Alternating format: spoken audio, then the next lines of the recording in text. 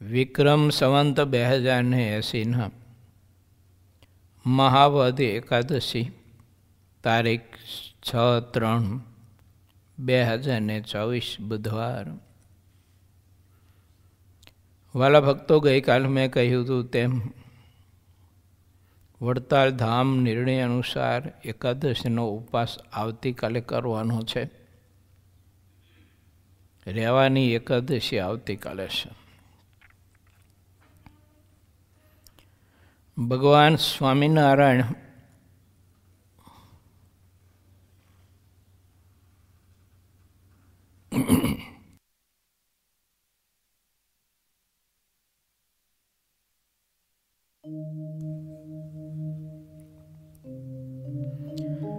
આપણે સહુ કોઈને એવા સદવિચારો પ્રભુ આપે છે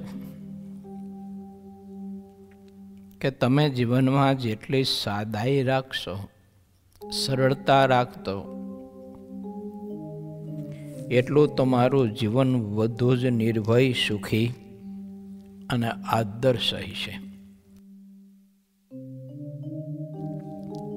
અને જેટલો રજોગુણ ધારશો એટલી ઉપાધિ, દુઃખ અને એટલી માયા તમને વધુ હેરાન ને પરેશાન કરશે. ત્યાગીગ્રસ્ત બને માટેની વાત છે. આપણા મહાપુરુષો થઈ ગયા, ગ્રસ્તાશ્રમમાં હતા, બહુ સાદું અને સરળ જીવન જીવતા હતા. આજે એમના સંસ્કારોની, જ્ઞાનની, ભક્તિની, સમજણની શ્વાસ મહેકી રહી છે. અને રજોગુણી માણસોએ શરીર ઉપર ઘણા બધા ઠાઠ માઠ દાયરા, અને એને એના ઘરનો પાડોશી કોઈ યાદ કરતો નથી. આદિ અનાદિથી આ ચિત્ર છે એમના. ચાલ્યું આવે છે, ચાલશે.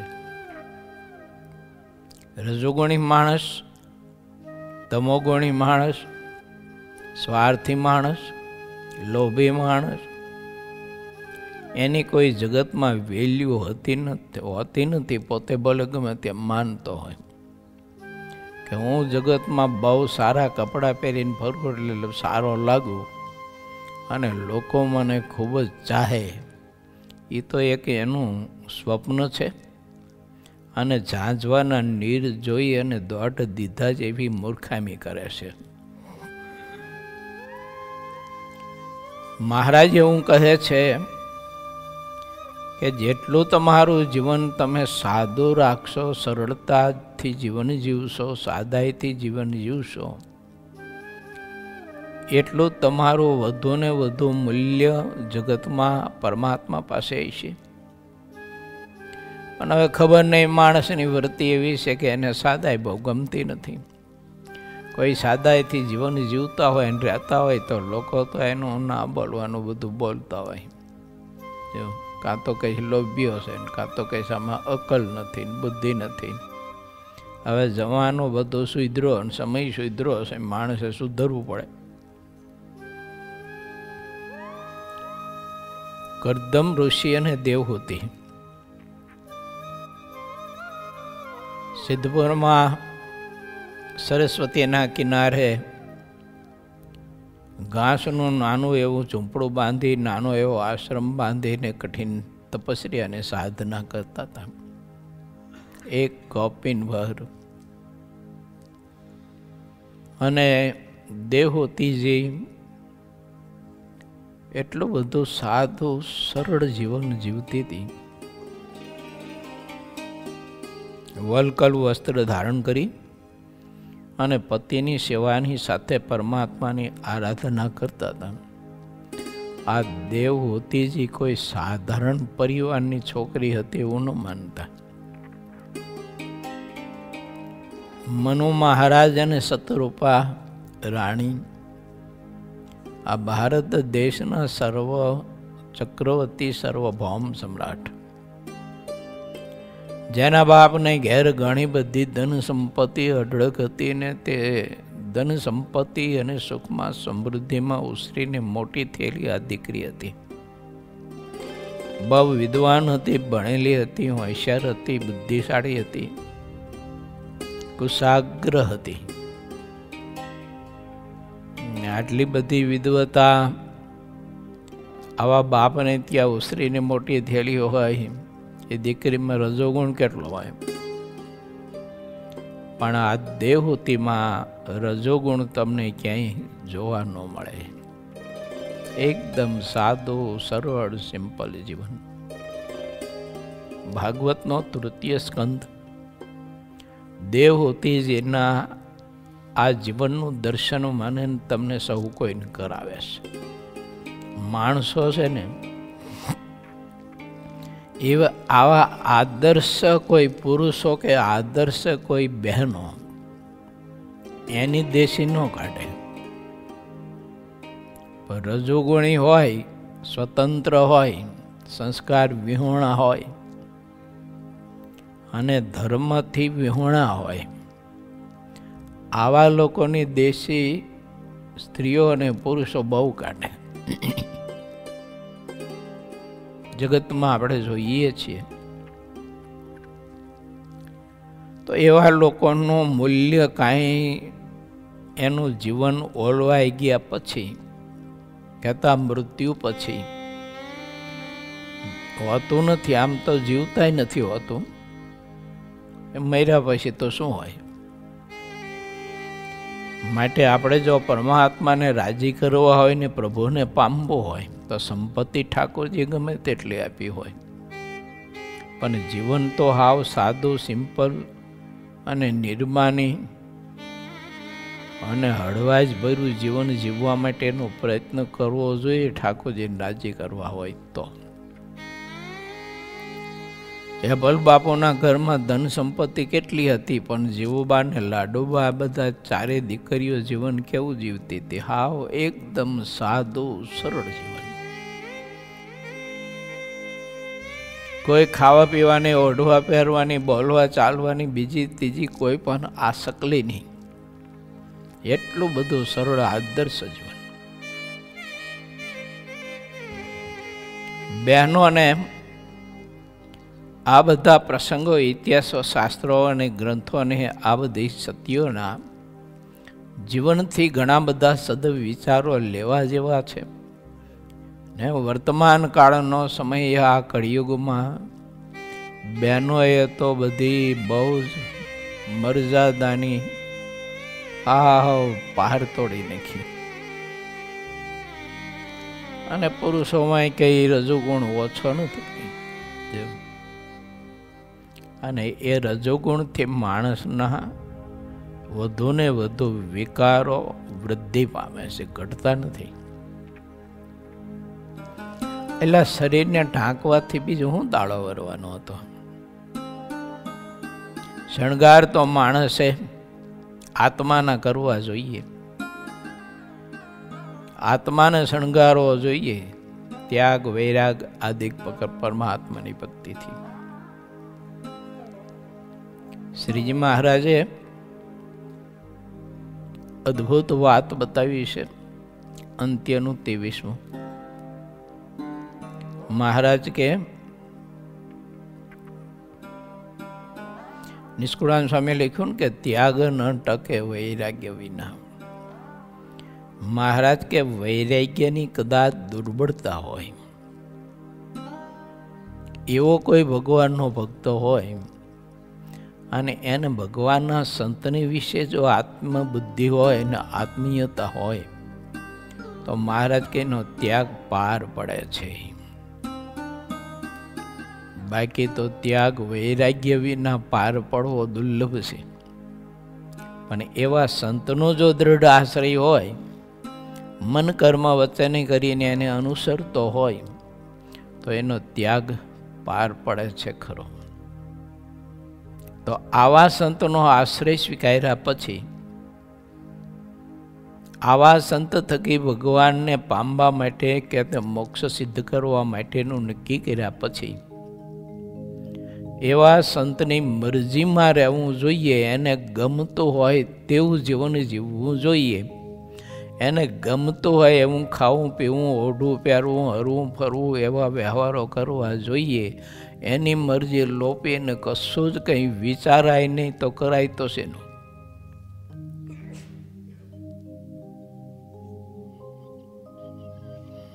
જ્યારે મનુ મહારાજ અને શત્રુપા રાણી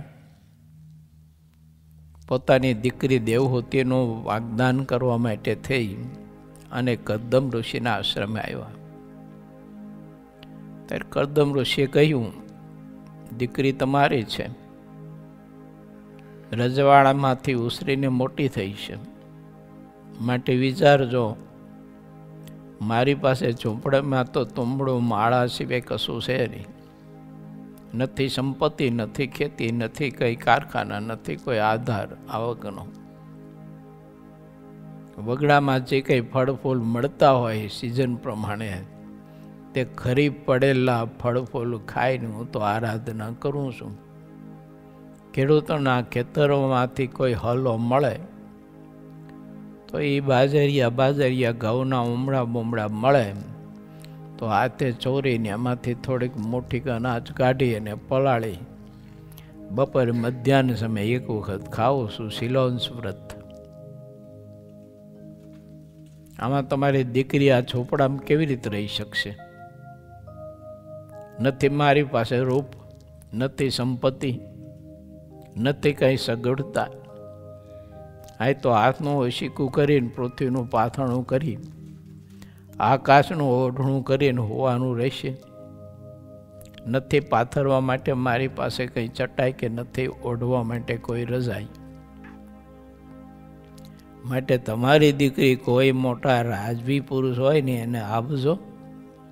તમે આવ્યા છો તો તમારું સ્વાગત કરું છું. ઠેસ નથી મારતો, પરંતુ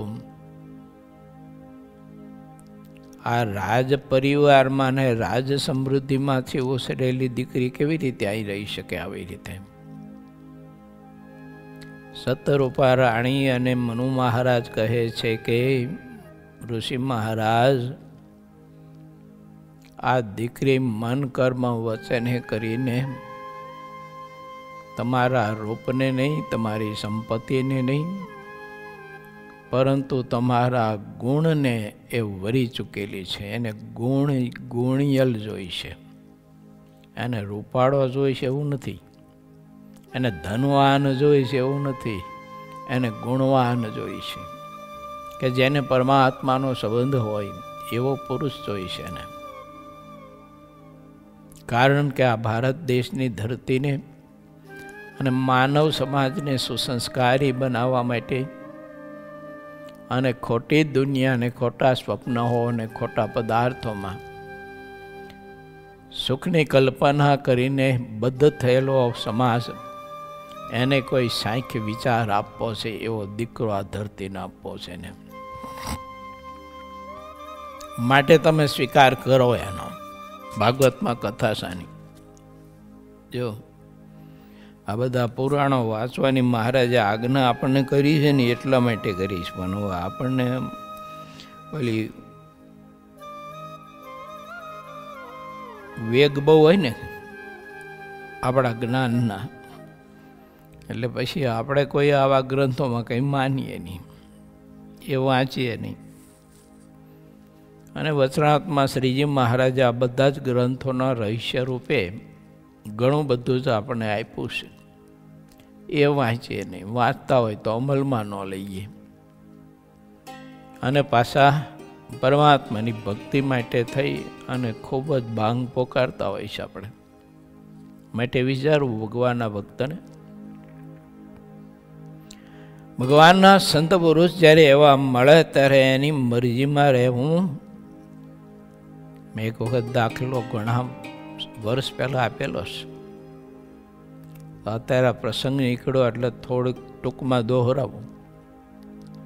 અક્ષર જીવન સ્વામી ભુજના મહંત અચ્યુતદાસ સ્વામી પછીના પરમાત્માની મૂર્તિના અખંડ સંબંધવાળા પુરુષ હતા, જેની સાથે પરમાત્મા વાતો કરે, સંકલ્પ કરે ત્યારે પ્રભુ પ્રગટ થાય અખંડ જેમાં વાસ કરીને રહેલા હતા એવા અક્ષર જીવન સ્વામી, એમની કૃપાથી કોઈ હરિભગત વિદેશમાં ગયેલા, આફ્રિકા પૈસો ખૂબ કમાયેલા, ગયા ત્યારે તો એની પાસે ખાવા ખીચડું નહોતું.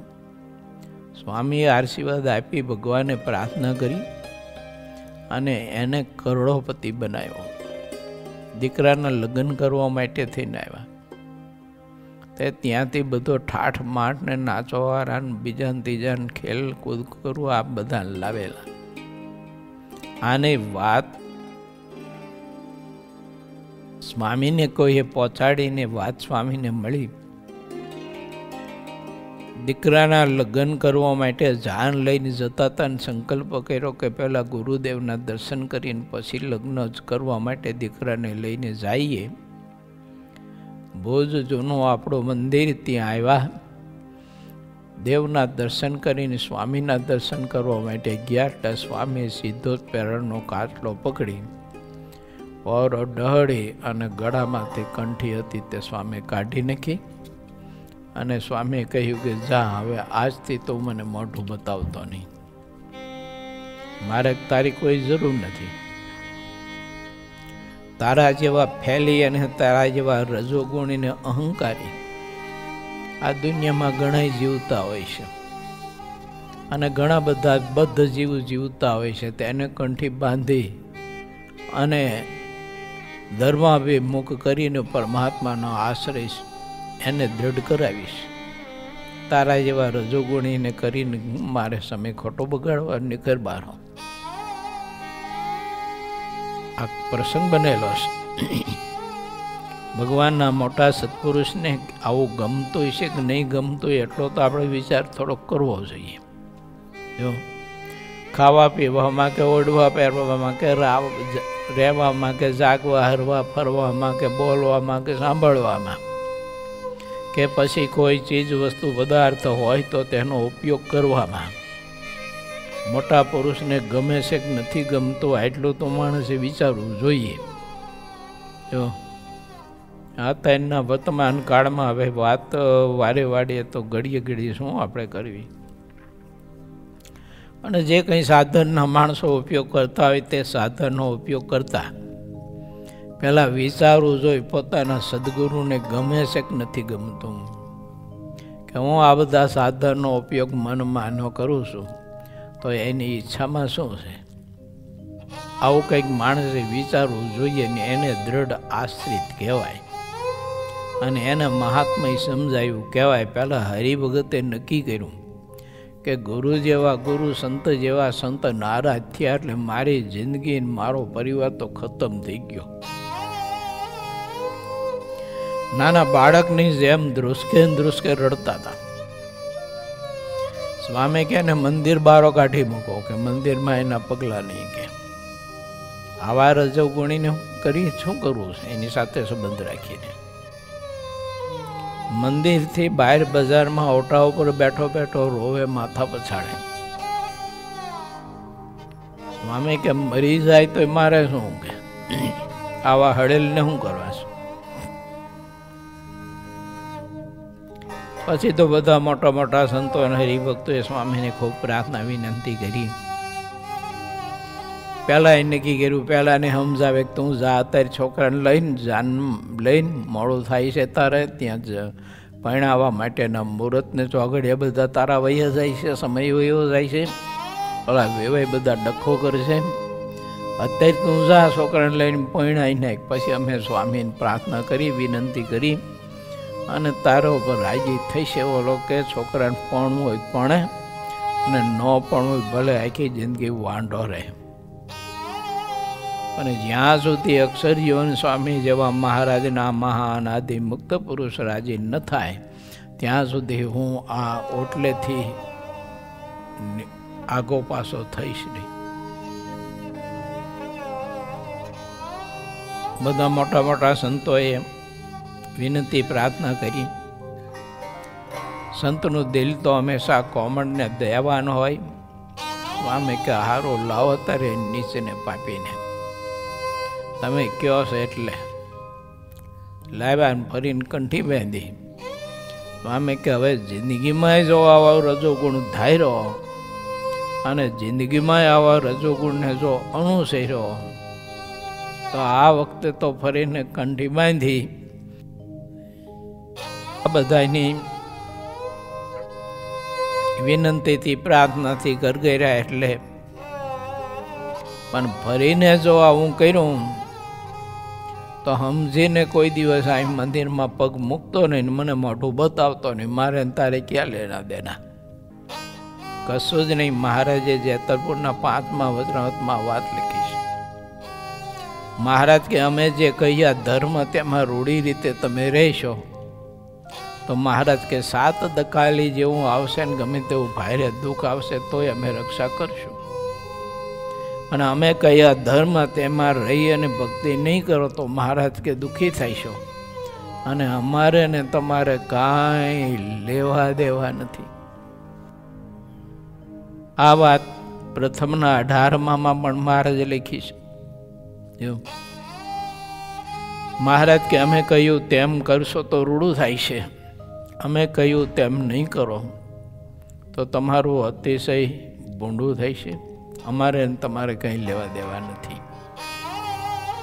તમારે કરેલા તમે ભોગવો, અને તો ભોગવવા તો પડે જ. હવે ઠાકોરજીએ સંપત્તિ આપી હોય ને નકરી રજોગુણમાં સંપત્તિ માણસ ઉડાડતો હોય અને રજોગુણના કારણે ન કરવાના બધા કેટલા બધા પાપના ધંધા કરતો હોય તા તો કર્મ તો ભોગવવું જ પડે ને. તાર બધાને ગ્રસ્ત હોય કે ત્યાગી હોય, તમે ગ્રસ્ત હોય તો કઈ વાડીના અંબુરા અને અમે ત્યાગી હોય તો અમે કઈ વાડીના અંબુરા. પરમાત્માની મરજીમાં રહીને હવને જીવન જીવવું પડે મારા બાપ.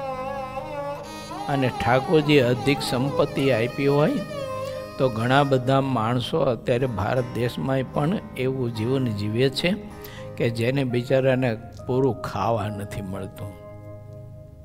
આ ધરતીની પ્લેટ ઉપર ઘણા દેશોમાં પણ માણસો એવા જીવન જીવે છે જો કે એને બિચારાને પૂરું ખાવા નથી મળતું. તે એના દેશ પ્રમાણે કે એના રિવાજ પ્રમાણે જે બનાવતા હોય, બ્રેડ બનાવતા હોય કે રોટલો બનાવતા હોય, જે બનાવતા હોય, પાણીમાં બોરી અને પાણી સાથે એના છોકરાઓ છે ને ખાતા હોય છે. થોડા દિવસ પહેલાં બધા વિદ્યાર્થીઓને અમુક પરિસ્થિતિમાં માણસો કેવો જીવન જીવે છે અને કેવું ખાય છે ને એની ક્લિપ બતાવી હતી. જો હાવ કેટલી બધી ગરીબાઈ કે ખાવા જઈને મળતું નથી. તો ઠાકોરજી અધિક સંપત્તિ આપી હોય તો એલા આવા ગરીબોને બિચારાને કંઈક એના પેટના અગ્નિ ઠારવા માટે સેવા કરો ને. તમારી ધન સંપત્તિનો ઉપયોગ કરો ને. લગ્ન પ્રસંગો બીજે ત્રીજે પૈસાઓ વાપરીને ઉડાડી અને ખોટા મોભા બતાવવા, એમાં હું દાડા વરવાના હતા. અમુક લોકો માણસો તો તમે જુઓ ને તો બહુ પૈસા હોય ને તો છોકરાઓના લગ્ન કરવા ઠેઠ વિદેશમાં જાય. જો પ્લેન બાંધીને જાય ને બધો ખર્ચો એનો પાછો બધા લઈ જવાનો હોય. કેટલો પૈસો, કરોડોનો અબજો રૂપિયા વાપરે. એના બદલે સારી એવી હોસ્પિટલ બાંધી અને લોકોને સેવા કરતા હોય, કોઈ પ્રકારનો ચાર્જ લીધા વિના, તો ઠાકોરજી કેટલા બધા રાજી થાય. અથવા સદા વ્રત ચલવે. સુરતમાં અમે એક વખત પધરામણી નીકળ્યા હતા, ખબર નહીં કોણ પરિવાર છે તે બજારમાં ટેબલ ગોઠવી એના ઉપર બધી રસોઈ પાત્ર હતા, રોટલી, દાળ, ભાત, શાક, સંભારો વગેરે વગેરે. અને ભૂખા માણસો હોય એને પોતે જાતે બધો પરિવાર પીરસીને જમાડતા હતા. જો ડીશ આપે ને ડીશમાં રોટલી, દાળ, ભાત, શાક આપે. કઈ છે પરિવાર, ખબર નહીં કોણ છે એમ. પણ સંપત્તિ આપી પછી કહેવાય આનું નામ. માટે વિચારવું, ઠાકોરજી આપણને સંપત્તિ આપી હોય, શક્તિ આપી હોય, શરીર આપ્યું હોય તો આ ચામડાના લોચાને શણગારીને શું કરશો તમે? એને ગમે તે લોહાનું ટીંગાડશો અને ગમે તેવા કપડાં ભારે કિંમતી તમે પહેરાવશો અને શિષ્યોત્તરની માથે ઢોળી નાખશો, પણ સંડા જાય ત્યારે બધું ગંધાવાનું છે. હવે એમાં કે મણી આગળ ચંદનની સુગંધ નથી આવવાની. તો શા માટે એમ હાડકાના માળખાને માછના લોચાને શણગારવા માટે ઠાકોરજી આપેલી ધન સંપત્તિ બધી એમાં વેડફવાની? માણસને થોડોક તો વિચાર આવવો જોઈએ કે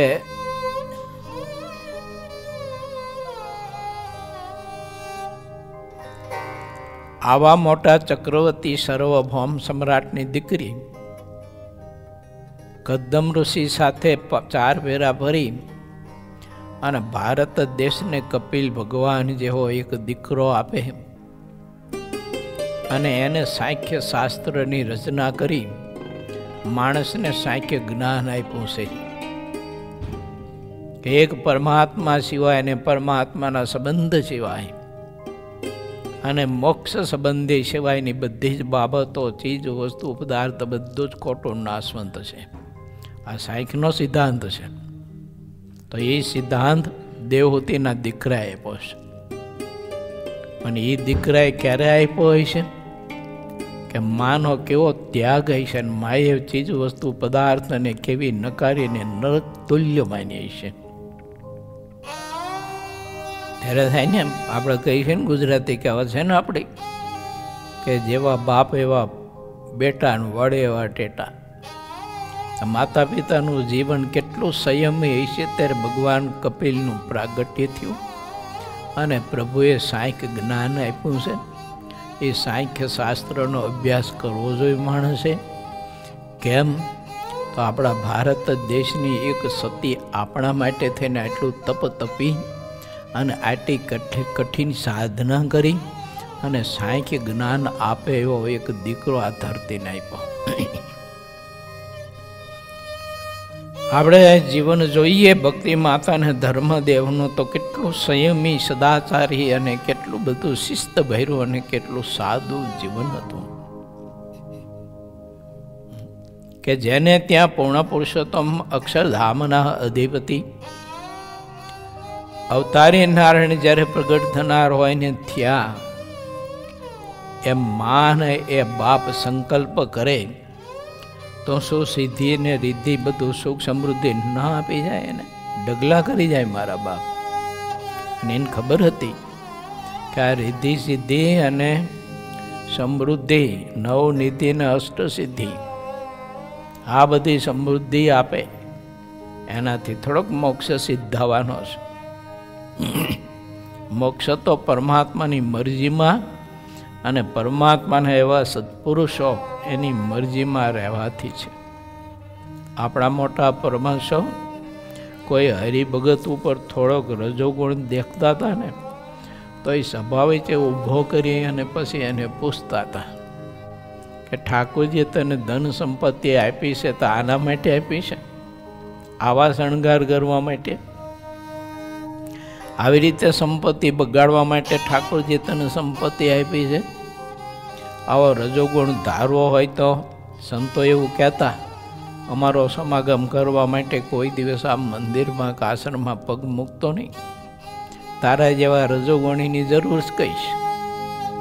તારા જેવા રજોગુણી તો કંઈક સમાજને બગાડશે અને પરમાત્માએ બાંધેલી મર્યાદાઓ તોડી અને કંઈક અધર્મ ખેલતા કરશે બધાને. એવા તારા જેવા કાંઈ જરૂર નથી. થોડો ઘણો રજોગુણ દેખતા ને તો એ સંતો કહેતા અને ઓલા પાછા ખમતા, કારણ કે એને મોક્ષની ગરજ હતી. એટલે મોક્ષની ગરજ વાળો એ ખમી શકે, મોક્ષની ગરજ ન હોય એ તો શેનો ખમી શકે? એ તો મુઠ્ઠીઓ વરીને ભાગે તો જિંદગીમાં કોઈ દિવસ પાછું વરીને જોવે નહીં, એવા સંતની પાસે આવે નહીં જિંદગીમાં. એ રીતે ત્યાગીમાંય ઘણું છે એવું કે મહા મોટા પુરુષો ત્યાગી થયો હોય તો કોઈ જરાક રજોગુણી એને દેખાય તો મહાપુરુષો રજોગુણ રહેવા નહીં દેતા. ગોપાળાનંદ સ્વામી એક વખત નીકળ્યા આસાનથી. કોઈ સાધુ એક પુસ્તક બાંધતો તો સરસ મજાની પુસ્તક બાંધવા માટેની ઓલી પટ્ટી હોય ને, હા એ સરસ મજાની ઈરકોરની પટ્ટી છે રેશમી. ગોપાળાનંદ સ્વામી જોઈ ગયા. સ્વામી કે એ સાધુ રામ, આ શું કર્યું? આટલો બધો રજોગુણ લાઈ જોઈ. કાતરથી કાપીની પટ્ટી છે ને સ્વામીએ દિવારી મૂકીને હરગાઈ નાખી અને કહ્યું કે અમારા જેવા મોટા મોટા બધા નિત્યાનંદ સ્વામી, મોટા મોટા મુક્તાનંદ સ્વામી, બ્રહ્માનંદ સ્વામી બધા બેઠા છે. મંજુકેશાનંદ સ્વામી, સ્વામી પ્રકાશાનંદ સ્વામી વગેરે વગેરે ને આટલો રજોગુણ કરી ગયો છે તે પાછળથી શું થાય?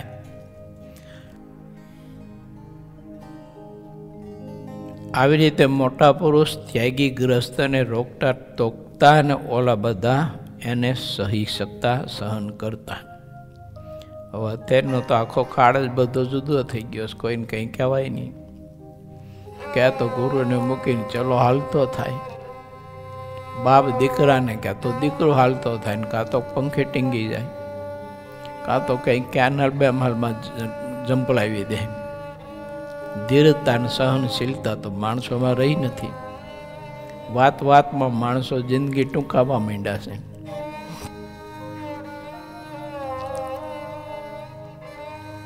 આપણા આર્ય પુરુષોના આપણે જીવન તપાસીએ તો કેટલું એને સહન કર્યું. ભક્તિ માતાનું જીવન જુઓ, કેટલા દુઃખોમાં, કેટલી વિપત્તિ, કેટલા સંઘર્ષો, પણ ક્યારેય ધર્મદેવ પાસે એને આંખમાં હું પાડીને કહ્યું નથી કે તમારી સાથે 4 ફેરા ફરીને ક્યારેય હું સુકે ખીચડું ખાવા પામી નથી, અને આવો ભૂખ મારો તો મારા બાપે તમને ક્યાંથી મને આપી? આવો સંકલ્પ એની સ્વપ્નમાં થયો નથી. બોલો. અને અત્યારે તો કેટલી બધી સગવડતા, સુખ સંપત્તિ ઠાકોરજી આપી છે, પણ નથી લોકોમાં કોઈને સમજણ નથી, કોઈ સંત સાથે આત્મીયતા નથી, કોઈ સંતનો આશ્રય કહેવા પૂરતો છે. જીવન જીવવા માટે આશ્રય નથી, કહેવા પૂરતો ખરો. કા ફલાણા ફલાણા અમારા ગુરુ છે ને અમે એમના આશ્રિત છીએ, એમ કહેવા પૂરતો આશ્રય ખરો, કહેવા પૂરતી નિષ્ઠા ખરી. પરંતુ એની મરજીમાં રહેવા માટેની નિષ્ઠા કે આશ્રય નમ્ર તે પોતપોતાની રીતે જીવન જીવતા હોય છે. એક દિવસ કથામાં નો આવ્યો હોય ને કોઈ હરિભગત, તો મોટા સંતો વારો કાઢી નાખતા એનો. જો સાધુ હોય તો સાધુ ને હરિભગત હોય તો હરિભગત.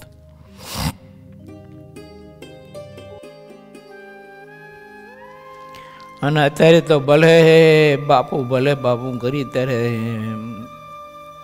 10, 15, 20, 25 વખત ફોન કરે. ત્યારે જો આવે તો આવે પાછો સત્સંગ કરવા, શિબિર ઓછો સમયમાં, આત્મીય સભામાં. એને આ બાકી તો માણસને ક્યાં પોતાના મોક્ષ માટેની પોતાને તો કોઈ ગરજ નથી, કંઈ ખપ નથી. આમ બધું સમયાંતરે જો કે આ પૃથ્વી ઉપર, સૃષ્ટિ ઉપર બધું પરિવર્તન તો થતું જ હોય છે, પણ વાત છે આપણે એટલી કે શાસ્ત્રોએ જે બતાવ્યો છે ધર્મ, એ પ્રમાણે નાના મોટા ત્યાગી, ગૃહી, શિષ્ય, ગુરુ, મા બાપ, પતિ પત્ની વગેરે વગેરે જીવન બહુ જ એકદમ સાદગાઈ ભર્યું જીવવું જોઈએ. ખોટા આટા ટોપ કરી અને ખોટો લોકોને બધો મોભા બતાવી અને પછી રજોગુણ આચરીને રજોગુણને સંતોષવા માટે ન કરવાના અનેક પ્રકારના કુકર્મ કરી, અધર્મ કરી, પરમાત્માની શાસ્ત્રની મર્યાદા લોપી અને સ્વચ્છંદી અને સ્વતંત્ર જિંદગી જીવી અને પછી આવા કર્મ કરવા, એ તો જિંદગી બહેતર કહેવાય માણસની.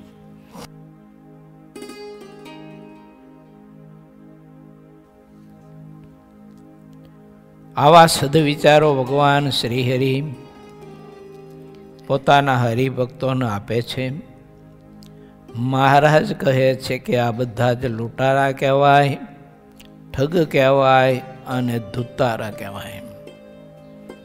એ તમારે ઘેર આવી અને ગમે તેમ કરીને ટાટકા હોય તે આખી જિંદગી તમને ધૂતા કરે અને તમે જે કમાઓ મહેનત કરીને, પરસેવો વાળીને, પેટે પાટા બાંધીને, એ ધન સંપત્તિ આ બધા ધૂતારાઓ તમારી પાસે એક કોઈ પણ પ્રકારના બંધનના કારણે સંપત્તિ લઈ લઈને અધર્મમાં વાપરી અને ન કરવાના ઘણા બધા ખેલ ખેલી અને પાપના પોટલા બાંધે એમાં તમને પણ ભાગીદાર બનાવે. આ બધા ધૂતારા જ કહેવાય. હવે જેને ભક્તિમાં રસ ન હોય, ધર્મમાં રસ ન હોય, મર્યાદામાં રહેવામાં રસ ન હોય અને સ્વતંત્ર જિંદગી જીવવી હોય ત્યારે તમારી પાસે ધન સંપત્તિ મન માની લઈ અને તમારી પાસે 500 માગે તે તમારો ભાવ ને પ્રેમ પાછો 1000 રૂપિયા આપી દે. એ છોકરા છોકરીઓ તમારા 1000 રૂપિયા લઈને શું ધંધો કરે ને શું ખાય ને શું પીવી તમને તો કાંઈ ખબર ન હોય. અને ઘણી વખત ખબર હોય તો તમારું મોકલી બોલી હકતી ન હોય. અને એ પાપના પોટલા બાંધે તે એ બધા પાપના ભાગીદાર તમે બધા થાવ પાછા. આવું બધું થાય. આદિ અનાદિથી આ સૃષ્ટિ ઉપર બધું આવેલું આવ્યું છે. માટે આપણે ભગવાનના આશ્રિત થયા છીએ, મહારાજનો આશ્રય સ્વીકાર્યો છે અને પ્રભુની પૂજા પાઠ આપણે નિત્ય કરીએ છીએ. તો આપણે વિચારો, દુનિયા વિચારે કે ન વિચારે,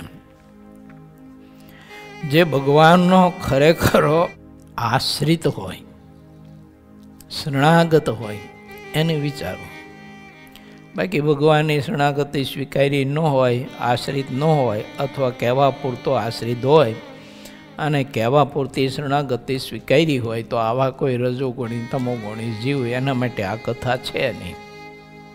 આ કથા તો ભગવાનનો આશ્રય સ્વીકારી અને પરમાત્માની ભક્તિ જે કરતા હોય અને જેને પ્રભુને પામવાની ઈચ્છા હોય એવા ભક્તો, એવા સંતો, એવા ત્યાગી ગ્રસ્તો માટે આ કથા છે. માટે કોઈ રજોગુણી તમોગુણી માણસોએ આ કથા પોતાના માથે ન લઈ લેવી કે અમને આવું કહે છે એટલે બાપા તમને કોઈ કહેતું નથી, તમને કહેવાય પણ નહીં. આ તો ભગવાનના આશ્રિત છે ને ભગવાનના માર્ગે ચાલ્યા છે એના માટેની આ બધી વાત છે.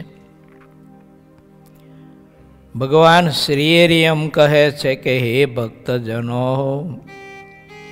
આવા બધા ધૂતારાઓ ને ઠગારાઓથી તમે તમારું જીવન બચાવજો. ઇન્દ્રિયો અંતકરણ પણ ધૂતારા છે, ઇન્દ્રિયો અંતકરણ પણ ઠગારા છે. કેમ? તો ખોટી બાબતમાં તમને સત્યનું દર્શન કરાવી દે છે. નાશવંત ને દુઃખરૂપ પદાર્થ છે તે તમને સુખરૂપ બતાવે છે. એમ કરીને તમને એ પદાર્થમાં, એ વસ્તુમાં, તે આકર્ષણમાં પ્રીતિ કરાવી દે છે, હેત કરાવી દે છે. પરમાત્મામાં પ્રીતિ થવા દેતા નથી. હોય તો થોડી ઘણી કરી હોય તો પણ એ પ્રીતિ તોડાવી દે છે. આવા ઇન્દ્રિયો અંતકરણ ઠગારા અને ધૂતારા છે. માટે એ ઇન્દ્રિયો અંતકરણને તમે ઓળખજો અને એ ધૂતારા તમને ધૂતી જતા હોય તો વિચારજો કે આ ધૂતારા તો અમને રાત્રે દિવસ ધૂતી રહ્યા છે, ઠગી રહ્યા છે. તો એના માનતા નહીં, એમ એનાથી બચજો. આવી બધી વાતો શ્રી હરિ પોતાના ભક્તોને કરે છે. તેમાં આપણે આગળ પ્રવેશ કરીએ. પૂર 19મો, તરંગ 30મો. શ્રી હરિએ ગ્રહણ નિમિત્તે ઘોડાનું દાન અને મુક્તાનંદ સ્વામીની વચન પાલનની મહત્તા કહી. લો ત્યાંથી પ્રારંભ થાય છે કથાનો. ભગવાનના વચનની મહત્તા મુક્તાનંદ સ્વામીને કેટલી છે અને આપણને ઠાકોરજીની આ વચનની મહત્તા કેટલી છે એ થોડુંક આપણે સૌ કોઈ પોતપોતાનું અંતર જરાક તપાસીને અંદર માહેલાને આપણે રોજે રોજ પૂછવું જોઈએ કે પરમાત્માના વચનની તને મહત્તા કેટલી છે, અને જગતની પદાર્થની ધન સંપત્તિની ખાવા પીવાની ઓઢવા પહેરવાની કે એવા બધા સ્વાર્થ્ય કે રજોગુણી કે ધુતારા હોય તો તેના વચનમાં તને કેટલી પ્રતીતિનો વિશ્વાસ છે? આમ પૂછવું પડે પોતાના આત્માને. તે જે રીતે લોકોને આ દુનિયામાં જેટલા ધુતારાઓ અને ઠગારાઓ છે, તે જે રીતે લોકોને ધૂતે તથા ઠગે છે, તે પોતે જે યોનિમાં જાય છે ત્યાં તે રીતે ધૂતાય અને ઠગાય છે. આ એક વાત નક્કી કરી લેવી હો, કોઈને છેતરો એટલે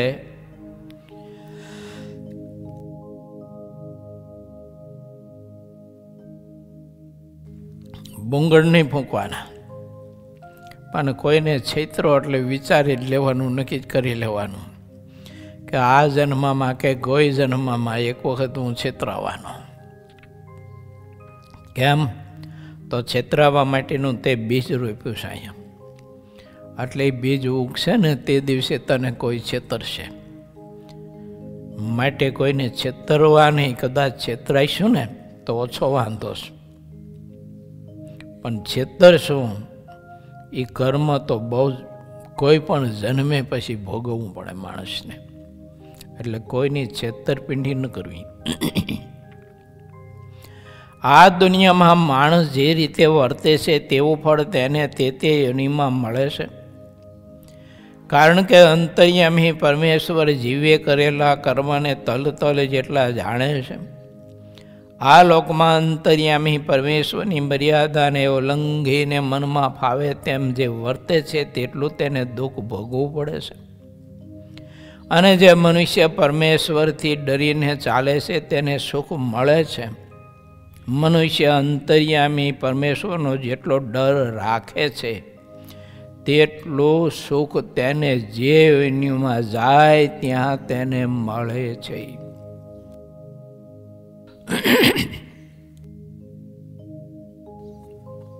નિશ્ચિત વાત કર્મની અને ફળની બતાવી દીધી. અંતર્યામી બધું જાણે છે, એટલે પ્રભુ તારું કરેલું કર્મ તને એનું ફળ જે તે સમયે પ્રભુ આપશે, અને જે તે સમયે આપશે તે દિવસે વિચારતો નહીં કે મને આવું કેમ દુઃખ આવી પડ્યું. મને વિચારવું હોય તો એવું વિચારજે કે આવું દુઃખ આવે એવું મેં બીજ ક્યારેય રોપેલું હશે, એટલે આવ્યું છે તો ભોગવો. આવે જો સારી રીતે હરખથી આનંદથી મોજથી ભોગવો, અને રડતા રડતા ભોગવો તોય વાત જુદી છે. જે રીતે પણ ભોગવા વિના છૂટકો નથી, કારણ કે બીજ રોપ્યું છે. અમે ભણતા ત્યારે નિશાળમાં સૂત્રો લખાવતા સાહેબ બોર્ડમાં, ખાડો ખોદે તે પડે, આવા ઝીણા ઝીણા નાના નાના સૂત્રો.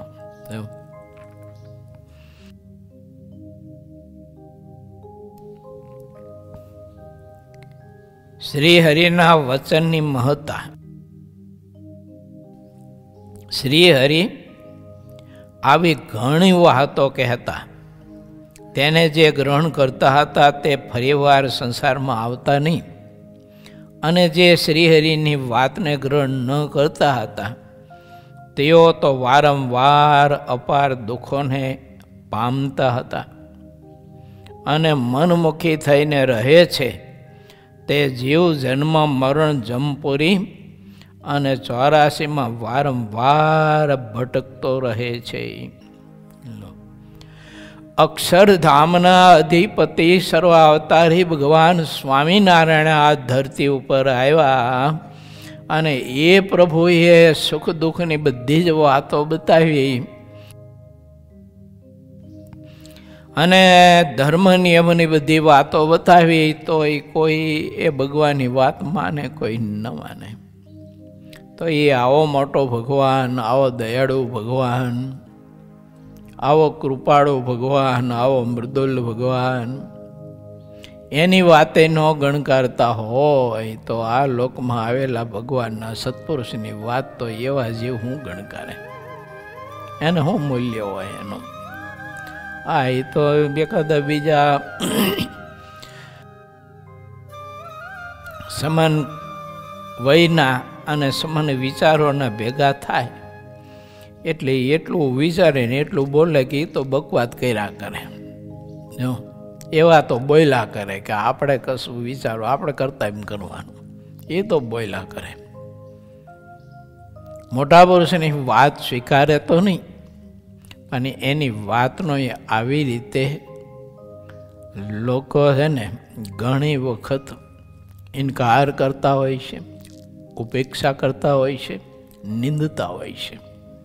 એક વાત મારે તમારે સમજવી જરૂરી છે, ભગવાન કે મોટા પુરુષ એની વાતને સમજીએ કે ન સમજીએ, સ્વીકારે કે ન સ્વીકારીએ પછીની વાત છે, પણ કોઈ દિવસ સમકક્ષે ને સમય વિચારી માણસે ભેળા થઈ અને મોટા પુરુષની વાતને નિંદાય તો નહીં જ બહુ મહા મોટું ઘોર કર્મ છે.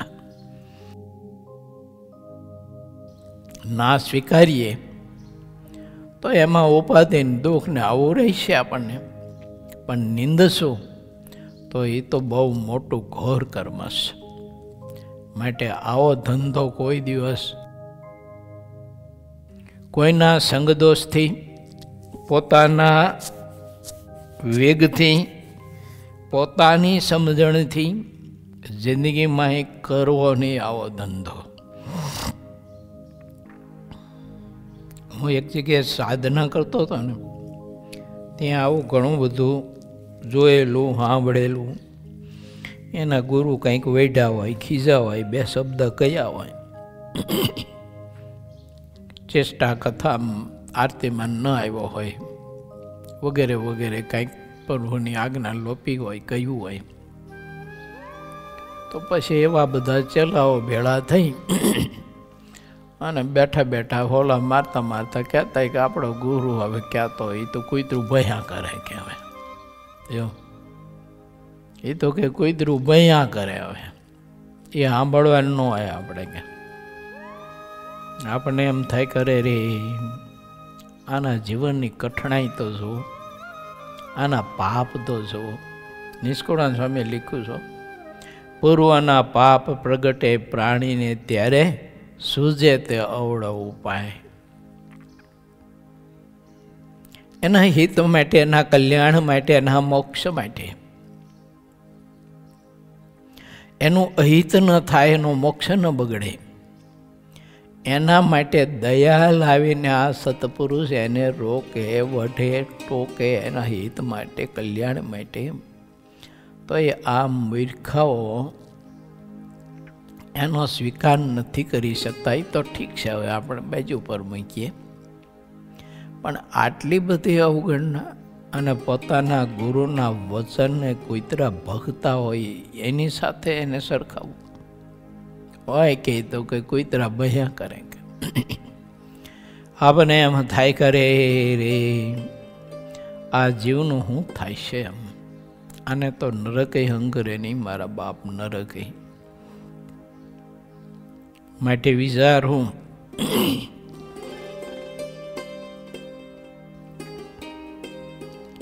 પરમેશ્વરના વચન પ્રમાણે જે વર્તે છે તે મનુષ્યને તેટલું સુખ મળે છે, જેટલું સુખ કહેવાય છે તે બધું શ્રીહરિના વચનમાં રહ્યું છે.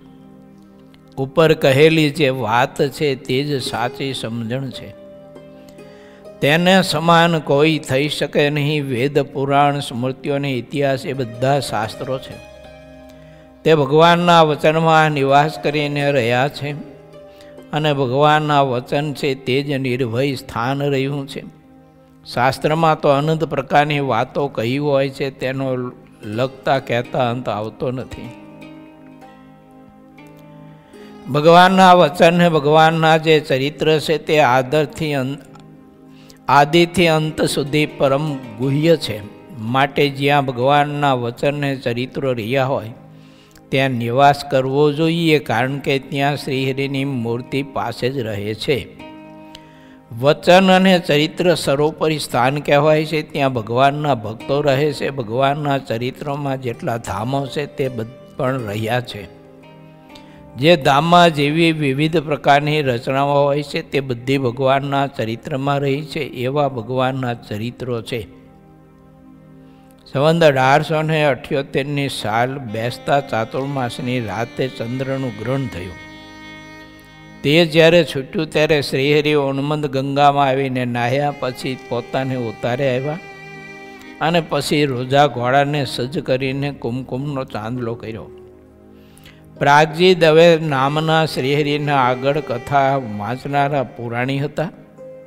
તેને બોલાવીને તે રોજા ઘોડાનું દાન આપ્યું. તે સમયે શ્રીહરિએ દરેક સંતના કંઠમાં એક રુદ્રાક્ષનો અને એક તુલસીનો એમ 2 પારા બંધાવ્યા. પહેલાં શ્રીહરિએ ચારેય સદગુરુઓને દેહ પર્યંત હેતથી શાલગ્રામની પૂજા સેવા કરવાનું કહ્યું હતું. જ્યારે અંગ્રેજનું રાજ્ય થયું ત્યારે બધા જ વૈરાગીઓ ચૂપ થઈ ગયા. તે ચાતુર્માસમાં મુક્તાનંદ સ્વામી અમદાવાદમાં રહ્યા. જ્યારે જન્માષ્ટમી આવી ત્યારે રાતે સૌએ જાગરણ કર્યું અને શહેરમાં જેટલા હરિભક્તો હતા તે બધા પૂજાનો સામાન લઈને ત્યાં આવ્યા. કેસરયુક્ત ચંદન ફૂલના હાર સંતોને માટે અપરંપાર લાવ્યા અને લાલજીને ઝુલાવવા માટે સુંદર પારણીયું બાંધ્યું. જેટલા ઉત્સવીયા હરિભક્ત હતા તે બધા ઝાંઝ અને મૃદંગ લઈને આવ્યા અને તે વેળાએ જન્મ સમયના પદ ગાઈને ભગવાનનો ઉત્સવ કરવા લાગ્યા. જન્મનો સમય થયો ત્યાં સુધી ઉત્સવીયાએ ઉત્સવના પદ બોલતા રહ્યા અને જ્યારે જન્મ થયો ત્યારે લાલજીને પારણિયામાં બેસાડીને આરતી કરી લોકો જય જય કરતા હતા અને જે મેવા મીઠાઈ લાવ્યા હતા તે બધી લાલજીને આગળ મૂકી. લાલજીની પ્રસાદીના રૂપમાં પંચામૃત અને પંચાજેરી હરિભક્તોએ પડિયામાં ભરી ભરીને આપી અને તેમણે તે બધી મહિમાના ભાવથી લીધી. સરકારના અને સાકરના અને ખાંડના ઘણા પડીકા આવ્યા હતા. તે થોડા પણ ખોલ્યા નહીં અને આવ્યા તેમના તેમ રાખી મૂક્યા. જ્યારે ઉત્સવ કરી રહ્યા ત્યારે નગરના હરિભક્તોએ કેસર ચંદન લઈને મુક્તાનંદ સ્વામીની પૂજા કરી. કેસરયુક્ત ચંદનની અર્ચા કરી, ફૂલોના હાર પહેરાવ્યા અને મસ્તક ઉપર ફૂલની ટોપી પહેરાવી. તે વખતે અત્યંત આનંદ વ્યાપી ગયો. સ્વામીને મોટા સંત પુરુષ સમજીને હરિભક્તે ફૂલોના બાજુબંધને પહોંચી હાથ ઉપર બાંધ્યા. બીજા જેટલા સંતો હતા તે સૌને પણ ચંદન ચર્ચીને ફૂલના હાર પહેરાવ્યા. આ રીતે સૌ સંતોની પૂજા કરી. જ્યારે સવાર થયું ત્યારે સૌ સંતો સાબરમતી નદીમાં સ્નાન કરીને આવ્યા. મુક્તાનંદ સ્વામી તો એક જગ્યાએ રોજ સ્નાન કરતા હતા. સ્નાન કર્યા પછી તેમણે શાલગ્રામની પૂજા કરી અને શ્રીહરિએ કહ્યું હતું કે તે પ્રમાણે ગોપીચંદનનું તિલક કર્યું. દર્પણ વગર તિલક કર્યું. જેવું આજ્ઞા વચન હોય તેમ તે અનુસરતા હતા. શ્રીહરિના આજ્ઞા વચનમાં જ મોક્ષ માનેલો હતો. તેથી વચન કરતાં કોઈ બાબતને અધિક માનતા નહીં. શ્રીહરિ કહેતા કે ગમે તેવા સંત કે હરિજન હોય પરંતુ તે આજ્ઞા વચન કરતાં ઓછું વર્તે કે વધારે વર્તે તો તે બંને વચનદ્રોહી ને ગુરુદ્રોહી છે. વચનથી ઓછું કે વધારે જે ન વર્તે તે જ પાકા સંત અને હરિભક્ત કહેવાય છે. વચનની રીતમાં જે કપટ કરે છે તે તો તરત જ ખુલ્લા પડી જાય છે. આજ્ઞા વચનની રીત સિવાયના જેટલા દંભીઓ છે તે ગમે તેવા સિદ્ધ થઈને પૂજાય છે. તેઓ પૂજાવાને માટે જ આજ્ઞા વચન કરતાં જુદી રીતે વર્તતા હોય છે અને અંતે તે લોકો દુઃખી થતા હોય છે. જે લોકો સંતોની સભાથી પોતાની અલગ જ્ઞાન ગોષ્ઠી કરતા હોય છે તેઓ તો વિમુખ કરતાં પણ મોટા વિમુખ છે અને સભામાં જે ભળી જાય છે તે જ સાચા હોય છે. સંતોની કાયમની જે સભા હોય છે તેને હલકી દેખાડવાને માટે તેઓ રોજ ખાનગી જ્ઞાન ગોષ્ઠી કરતા રહે છે. જે મૂર્ખ લોકો છે તેને તેવી ગુપ્ત જ્ઞાન ગોષ્ઠીમાં વધારે ભાવ થતો રહે છે અને તેને એટલા જ સંતો ગમે છે. આવું સંપ્રદાયમાં છે ને મહારાજના વખતથી આદિ અનાદિથી બધું હોય છે, ચાલ્યું આવતું હોય છે. અને આવી રીતે પોતાના જ્ઞાનના અભિમાનને લઈ અને ખૂણિયા જ્ઞાન કરી અને ભગવાનના સંત જેવા સંતો હોય એનાથી જીવને વિમુખ કરવા માટેની પ્રવૃત્તિ કરનારો સમાજ હોય છે. તમે જોઈજો, એને કોઈ હરિભગતમાં સંતમાં એની પ્રીતિ જ ન હોય. 2-5 જણા જે કે એના મળ્યાતા હોય મળ્યાતા તો એ 2-5 જણા ગુપસુપ કર્યા કરતા હોય. એ સિવાય એને કોઈનામાં હેત ન હોય, પ્રીતિ ન હોય, કાસો જ ન હોય. ગૌમાં કાંકરા રહેતા એમ સત્સંગમાં રહેતા હોય છે. માટે ભગવાનના ભક્તિ વિચારવું કે આવા કોઈ હોય તો એનો સંગ ભગવાનને રાજી કરવા હોય, ઠાકોરજીને તો ન કરવું. જે રોજની પ્રસિદ્ધ સભાની અલગ જ્ઞાન ગોષ્ઠી કરતા હોય છે તે કદાચ મુક્તાનંદ સ્વામીના જેવા હોય તો પણ સંતોની સભાથી વિમુખ ગણાય છે. આવી અમે વાત કરોડવાડ કરીએ છીએ. તો પણ જેટલા દંભી વિમુખો છે તે જુદી રીતે ચાલતા રહે છે. અંદર હશે ને તો હશે, એવું આના ઉપરથી થાય ને. આ કોઈ બાર દંભીની વાત નથી. જો સત્સંગમાં આવી છે આવા બધા મહારાજ કે કેટલી વાર આવી વાતો અમે કરી, પણ આવા દંભીઓ છે એ તો કાંઈ સમજતા નથી. અને દંભીઓમાં જેમાં પ્રીતિ થતી હોય એવા કાંઈ સમજતા નથી. તેનામાં પ્રીતિ કરે બધા. આ રઘુનાથને વગેરે વગેરે બધા એનું હતું જ એ વખતે. હા, એ આવી રીતે બધી જ્ઞાન ગોષ્ઠીઓ ખૂણે બેસીને કરતા, મહારાજની સંતોની બહુ નિંદા કરતા અને પોતાની પ્રશંસા કરતા. અમે સદગુરુ છીએ, એમ અમે ખરેખરા ભગવાનના સંત છીએ. કેમ તો કે રામાનંદ સ્વામીનો બધો જ પ્રકાશ મારામાં આવ્યો છે. રામાનંદ સ્વામીનો બધો જ પ્રતાપ મારામાં આવ્યો છે. એની સાધુતાનો પ્રકાશ મને રામાનંદ સ્વામી આપ્યો. સહજાનંદ સ્વામીમાં ક્યાં કહ્યું હતું કે આવું બધું રઘુનાથ કહેતો બધાને. મહારાજે આવી બધી વાતને લક્ષ્યમાં રાખીને કોઈ આત્માના કલ્યાણ બગડે નહીં અને કોઈ આવા દંભીની પેચમાં બંધાઈ ન જાય, ન લેવાઈ જાય, એના માટે મહારાજે બહુ અદ્ભુત વાતો એ વખતે પણ કરી છે. અને આપણે સૌ કોઈને વિચાર આપ્યો છે. ઇતિ શ્રી સહજાનંદ સ્વામી શિષ્ય સિદ્ધાનંદ મુનિ વિરચિત શ્રી હરિચરિત્રામૃત સાગરના 51 શ્રીહરિય ગ્રહણ નિમિત્તે ઘોડાનો દાન અને મુક્તાનંદ સ્વામીની વચન પાલનની મહત્તા કહી એ નામે 30મો તરંગ સમાપ્ત થયો.